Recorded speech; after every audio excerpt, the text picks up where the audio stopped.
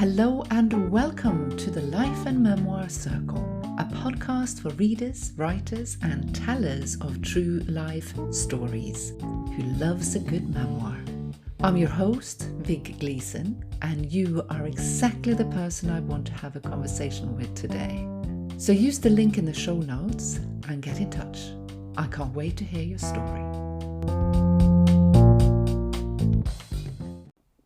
A very happy International Women's Day to all my listeners, men and women. Before I kick off today's episode, I want to say a great big thank you for listening and re-listening to January's podcast. I can't believe how many of you listened to it more than once. That is so cool.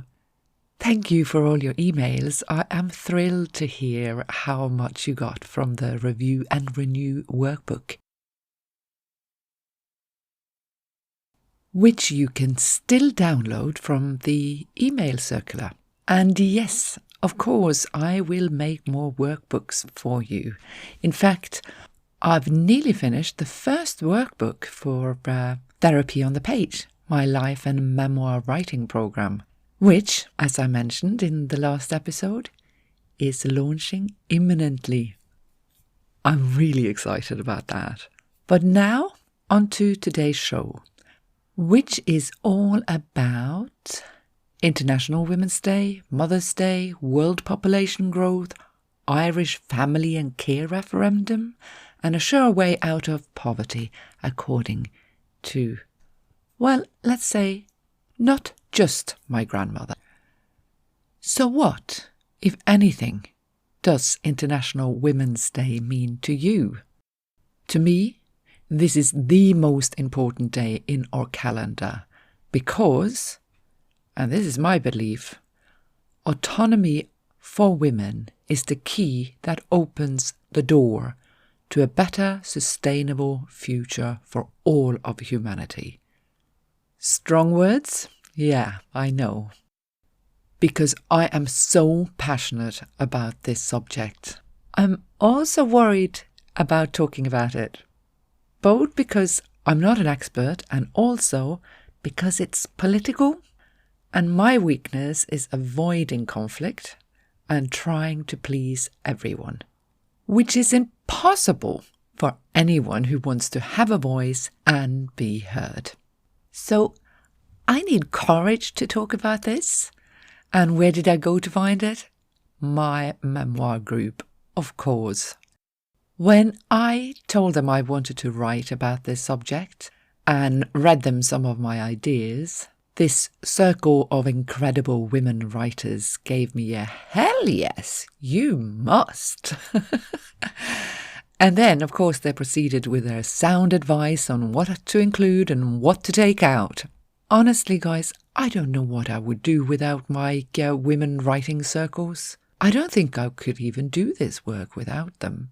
You need someone to share your ideas with before you put them out in the world, you know?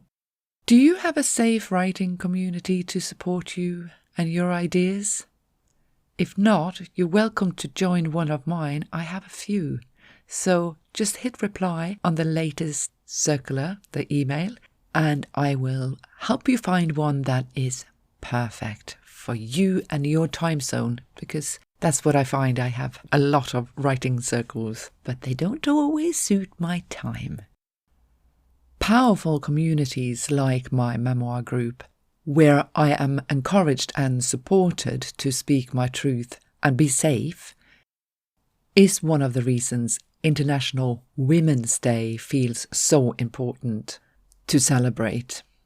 We need strong communities to thrive, and women need full autonomy. Without women's right to self-determination and autonomy, wars and famine will persist.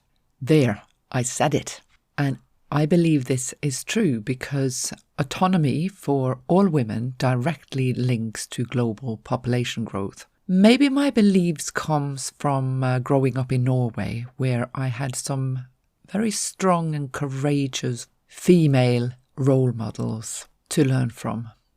Mormor, my grandmother, the one you all know and love from my memoir, was one of them. And I bow in gratitude to both my grandparents, Mormor and Morfar, for their foresight. Both of them came from large Norwegian families, and they were determined to change their future, as well as mine and my child's future. Though I'm not sure they thought that far ahead in the 30s when they started their family. Still, Ruby for sure feels the effect of their decision today. The only way out of poverty is to have fewer children. That's what Mormor believed. And in a time before contraception, Morfar fully supported and respected her wish to only have 2 children. Many of their peers did the same.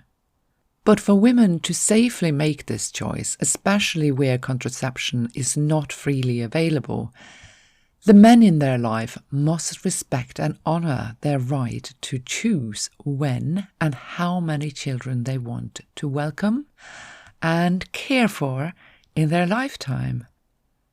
Children needs a lot of love and attention.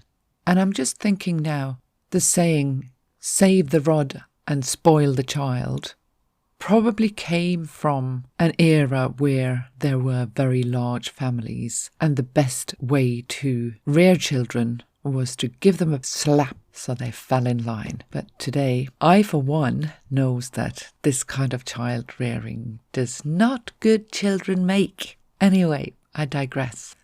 Obviously, the basis and ability for our choices are experience and knowledge, education, and how financially secure we are. We have to be able to trust that the power of our choices are respected. Honestly, I can't see how societies can achieve this without women's right to self-determination and financial security. In my teens, my mum physically used her knuckles to knock into my head the importance of getting a good education and a job so that I would always be financially independent of a man. Obviously, she meant a husband. It wasn't until I was writing Speak Truth Lies that I found out her motherly indoctrination happened during a time when she wanted to divorce my father, but she couldn't because she couldn't afford it. I know, spoiler alert if you hadn't already read my memoir, but no doubt she felt trapped in her marriage and blamed her lack of education and motherhood for her financial situation. Yes, my mother was pregnant when she got married. In fact, I was born a month after their wedding day. There was no shame in it, according to my mother, but it did make her financially dependent on my father. I was 15 when I got my first summer job and stopped relying on my parents for pocket money. I got a good education, and after a few years of backpacking and moving to Dublin and then London, I had a great career, until I became a mother.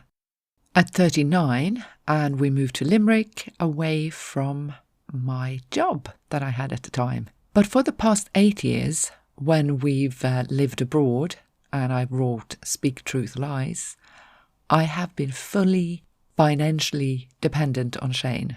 This doesn't feel good to me. And now, when we're back in Ireland, the urgency for me to earn an income is tick-tocking like an old-fashioned alarm clock. And honestly, it feels scary and it's stressing me right out. I know what I want to do, but how much longer can I continue doing creative writing work without getting paid? How much longer can I live without financial freedom? Here's to hoping for more book sales and a great success for Therapy on the Page, my life and memoir writing program. So if you can, please share this podcast and tell all your friends about it.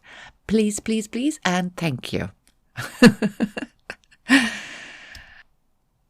As you can hear, when I speak about female empowerment and financial independence, I'm a bit of a contradiction, and it feels right now that I'm living in a very traditional, old-fashioned kind of marriage where Shane earns all the money and I do most of the caring.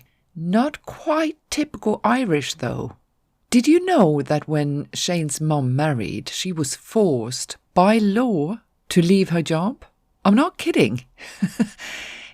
It was called the marriage bar and applied to women civil servants. You can look it up if you don't believe me. The marriage bars in the private sector were finally abolished in 1977, when European law made it illegal to discriminate in employment on the grounds of sex and marital status. That's only 46 years ago, and contraception back then was illegal. Researching for this podcast, I read an article about a 40-year-old woman who died after having 18 children. This was Ireland. Can you imagine the poverty? The contraception pill was made legal here in Ireland in 1979, but you had to be married to get it. It wasn't until 1985 that sales of condoms to people over 18 was legalised. And they were sold through certain, I can imagine, very few outlets. 1985! I was 19 and I was on the pill. Thank God I lived in Norway then and not Ireland. As I'm recording this, I realise how unbelievable this sounds. So I'm going to give you the link to a page where I will collate all my sources so you can look this up for yourself. Just check for the link in the show notes or just go to my website and click the podcast tab.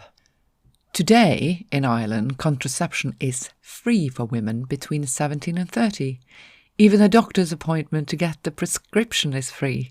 That is a huge step towards women's self-determination.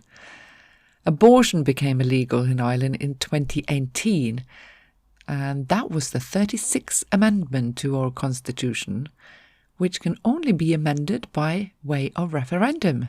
And today, on this International Women's Day in 2024, we have a new referendum. It will be the 40th amendment to our constitution. This time, we are voting to upgrade the narrow view of what our constitution defines as family, which currently only covers married couples.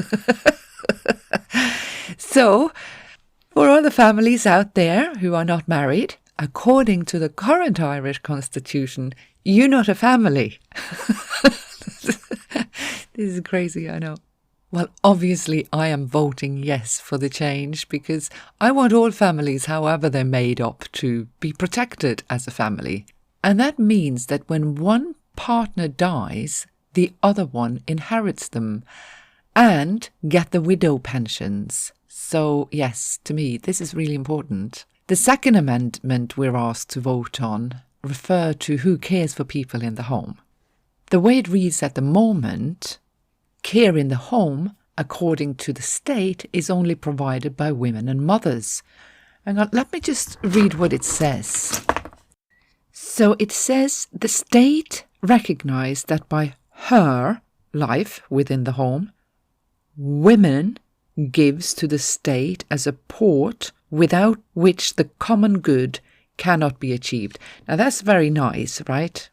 That the state recognised that we do a good job at home, looking after the elderly and the children. And then he goes on to say, the state shall therefore endeavour to ensure that mothers, so you have to be a mother, and to me that's a biological mother, shall not be obliged by economic necessity to engage in labour. And that thing there, shouldn't be obliged to engage in labour, that speaks directly to that marriage ban. So what I want the change to be is that the state recognise that the provision of care by members of a family, so now we're including the men and everybody else, so not just mothers, right, but young people who cares for their parents, like you get carer allowance in Ireland when you're over 18, I think. Don't quote me on that, though. There might be 16, but I don't think so. So I will vote yes, yes, yes and yes. It sounds weird, but yeah, that's how we vote. To both the amendments. Although I do feel an ache in my heart when I agree to take out the word mothers from the Constitution, because I believe mothers are absolutely incredible. And not just because they are incredible carers, but think about this for a moment. If every woman stopped right now becoming mothers, there would not be a single human left on earth in another century. Imagine that. Not a single person. Maybe some Greek people, because they would live till they're 110. Anyway, this Sunday is Mother's Day here in Ireland. It's such a shame that Mother's Day have turned into a Hallmark holiday. I don't like the way this day of honouring our mothers and mother figures in society have been commercialised. So I tend not to celebrate it. And also moving around the world makes it really hard to keep track of Mother's Day in Norway, as Mother's Day falls on different days depending on which country you're in. But this year, for the first time in over 30 years, I was in Norway on the second Sunday of February, which is the Norwegian Mother's Day, and I got to go buy my mother's flowers and make her a traditional Norwegian dinner of potetball. If you go to my Instagram or Facebook, you will see a picture of it. But I didn't buy her a card. I don't like buying cards. Maybe it's because I'm not financial independent. Anyway, here in Ireland and the UK, Mother's Day coincide with Mothering Sunday, which is the fourth Sunday of Lent in the Christian calendar. And therefore it changes every year. This year, though, because we start the weekend on Friday with International Women's Day and end with Mother's Day on Sunday, I feel it's extra special and I want to mark the day. Not by celebrating my mother, because I've already done that this year, but by honouring some incredible women as maternal figures, because not all mothers are good mothers, and some great mothers are not biological mothers. Case in point, remember the Albanian-born Maria Theresa, better known as Mother Teresa? And in case you didn't know this, she actually studied English in Dublin in Ireland for a year in 1928. But there is one woman in particular I want to honour on Mother's Day and International Women's Day, so all this weekend. And her name is Gro Harlem Brundtland. She was born the same year my mum was born, and she was the first woman Prime Minister of Norway. Her first tenure was 1981, and then from 86 to 89, and then again from 1990 to 96. So she was very much my Prime Minister and a massive role model for me. We all just call her Gro, and she's often referred to as the mother of the country. In 1998, she became Director General of the World Health Organization. She was a staunch supporter of women's reproductive rights as a human right, and she put sustainable development on the international agenda. This year marks 30 years since the last International Conference on Population and Development in Cairo. In her keynote, she opened by saying this: "This conference is really about the future of democracy, how we widen and deepen its forces and scope. Unless we empower our people, educate them, care for their health, allow them to enter economic life on an equal basis and rich in opportunity, poverty will persist, ignorance will be pandemic, and people's needs will suffocate under their numbers." Think about that. Numbers. Population growth.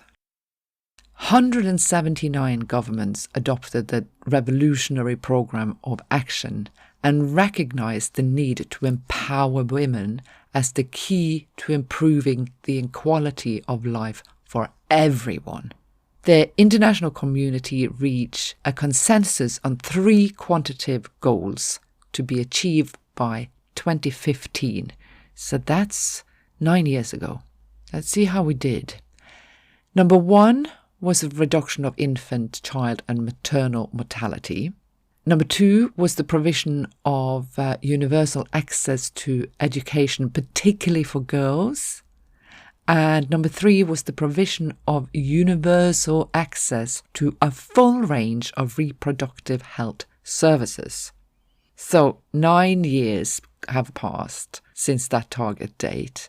I breathe a sigh of relief that we in Ireland and Norway have reached these goals, but it fills me with fiery frustration to see not only are so much of the world lagging behind, but in many countries, including the US of A, guys, the most advanced society, they said, including the US, the trend is reversing.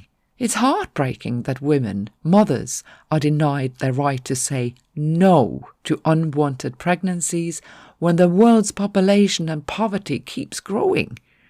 It is fueling global warming and instability for everyone, all because patriarchs, dictators, madmen, so desperate for more world power, rules with an everlasting hunger for more soldiers to carry out their wars. Shifting world orders, they need soldiers. They can't afford for women to decide if they want to have less children. I'm sorry. We need more Gros on the world stage. Here's another quote from her keynote. Sometimes religion is a major obstacle. This happens when family planning is made the moral issue. But morality can not only be a question of controlling sexuality and protecting unborn life. Mortality, she goes on to say, becomes hypocrisy if it means accepting mothers suffering or dying in connection with unwanted pregnancies, illegal abortions, and unwanted children living in misery. You can just imagine the trouble she got into with the Vatican and with leaders like Prime Minister Benazir Bhutto from Pakistan, who condemned abortion as un-Islamic. I'll leave you a link to the whole speech on my website. So on this International Women's Day and Mother's Day weekend, I can't help but to think about Mormor, who at the time Gro and Mom was born, my grandmother was already making her own reproductive choices. A choice Gro believed is a human right, a choice she became a world-famous advocate for. As I sign off today, I hear Mormor's soft, high-pitched voice saying those words again. The only way out of poverty is to have fewer children.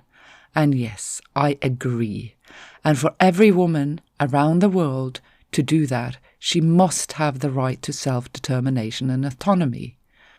I've put a few posts up on Instagram and Facebook for us to continue this conversation, and I hope you will come and join me there. For now, I bid you a very happy International Women's Day and Mother's Day if you're in the UK or Ireland this Sunday. If what you heard here today piqued your interest or stirred your fury, please get in touch. I am passionate about women's stories from all over the world, and I would love to hear yours. Thank you for supporting me by buying my memoir, sharing my podcast, and giving it 5 stars. You are awesome.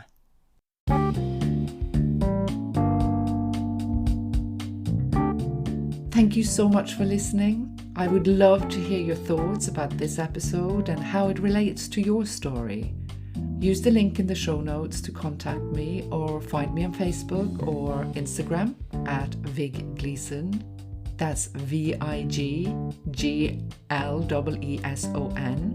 You can also find me by doing a quick Google search because there is only one Vig Gleeson in the world. So I'm very easy to find. I hope you enjoyed this episode.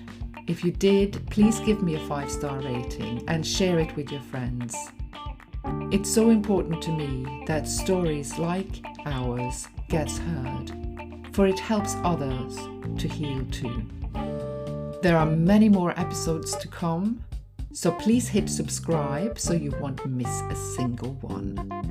With love from me to you, I'm Vig Gleason, and you have been listening to the Life and Memoir Circle podcast. Until next time, write on.